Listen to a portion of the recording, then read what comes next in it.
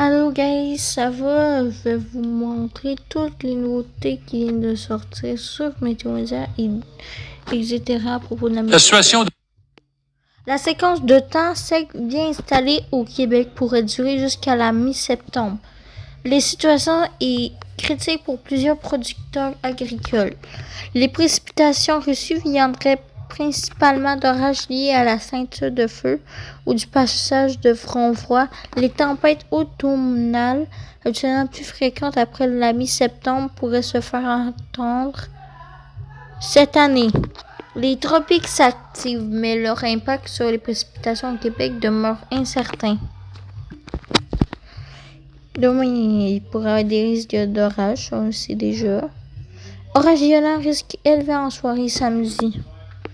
Les orages se sont à nouveau invités sur le Québec et ce n'est pas terminé. L'alerte d'orage violent en vigueur pour le réservoir Gouin et pour le Témiscamingue est maintenant levée. Ceux qui aiment la chaleur estivale apprécient la faire servir à la mi-août. C'est vrai qu'il est agréable de faire perdurer le plus longtemps possible cette impression d'été qui ne veut pas quitter. Eh bien, ce samedi sera plaire à ces grands étireurs d'été, avec un mercure au-dessus des 30, au bien près pour des secteurs du sud et du centre du Québec, des ressentis privés entre 33 et 36, notamment du côté de Montréal, Mont-Laurier et Gatineau, ne se comparent cependant pas aux récentes poussées de chaleur. Outre la chaleur, le temps instable a aussi tendance à en faire à sa tête l'été, surtout en juillet et en août, les 2 mois de l'année les plus orageux au Québec. Ce samedi a d'ailleurs la tendance orageuse pour certains secteurs. Perturbations au programme. Samedi matin, un front a glissé sur le nord-ouest du Québec. L'action orageuse a commencé en après-midi pour les secteurs du Témiscamingue et de Chibougamau. Le risque d'orage devrait persister en soirée. Il pourrait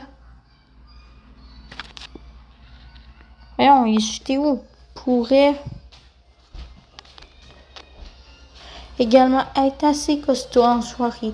L'énergie devrait encore être bien disponible pour engendrer des cils orageuses qui pourraient être importantes pour certains secteurs. Le long du front, des averses et des orages pourraient s'inscrire au programme au cours de la nuit prochaine. Cette veille d'orage s'étire dans un couloir reliant le Témiscamingue et la Basse-Côte nord. Les cheveux au vent. Contrairement aux plus récentes cellules orageuses qui ont éclaté sur le Québec lors de journées de temps plus chauds, la forte pluie ne sera pas nécessairement la vedette aujourd'hui. La raison, l'air est beaucoup moins chargé en humidité. Samedi en après-midi et en soirée, ce sont surtout les vents qui pourraient particulièrement être violents qui sont à surveiller. De gros grêlons pourraient aussi être observés par endroits. Mentionne Patrick Duplessis, météorologue.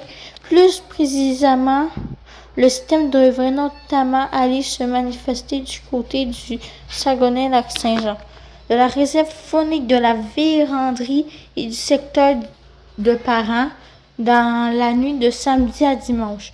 Voire au cours de la matinée de dimanche, les précipitations devraient faire leur arrivée dans le sud et l'est du Québec. Ça se poursuit dimanche. Le front fera encore parler de lui dimanche. Particulièrement durant la première partie de la journée, les régions le long du fleuve Saint-Laurent pourraient goûter aux foudres des cellules orageuses entre autres du côté de Québec. Et là, je vais vous montrer quelque chose aussi. Ce Zoom Earth, il y a un ouragan de... tempête tropicale qui pourrait arriver vers le Québec.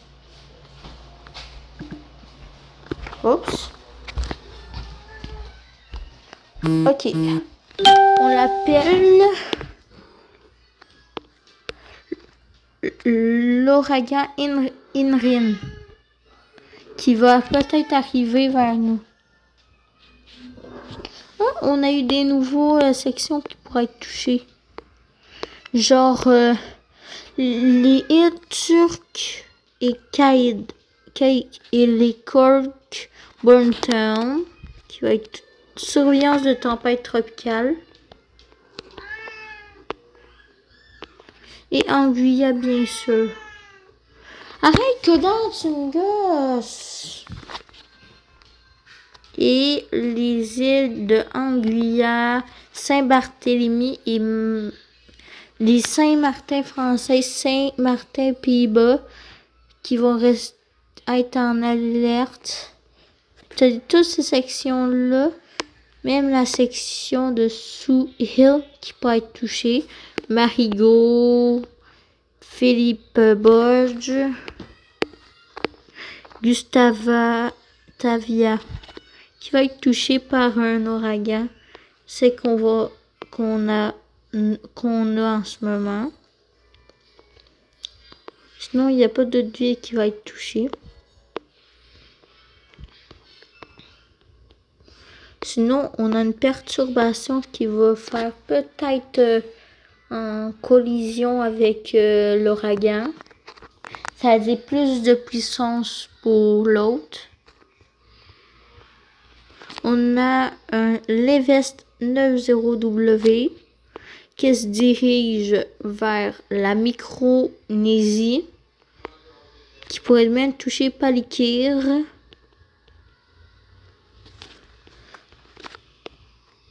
La Invest 92W, elle va peut-être diriger vers Taïwan. Même dans les îles qui vont être là, ça des Basco, etc.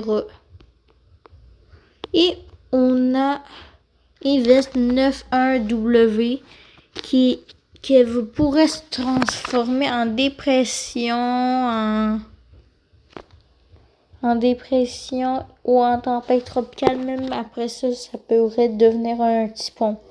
Parce que dans ces sections-là, c'est les typhons et l'autre bord, c'est les cyclones. Lui, ça a l'air qu'il va diriger vers un... c'est ça? Si ça fait ça, ça fait ça. C'est-à-dire Da Nang qui pourrait diriger vers Da Nang ou Hainan, proche de Hong Kong, presque. C'est-à-dire, on a une seule perturbation qui est à côté des États-Unis, une à côté du Venezuela et une à côté, en même temps à côté du Cuba et de la Floride.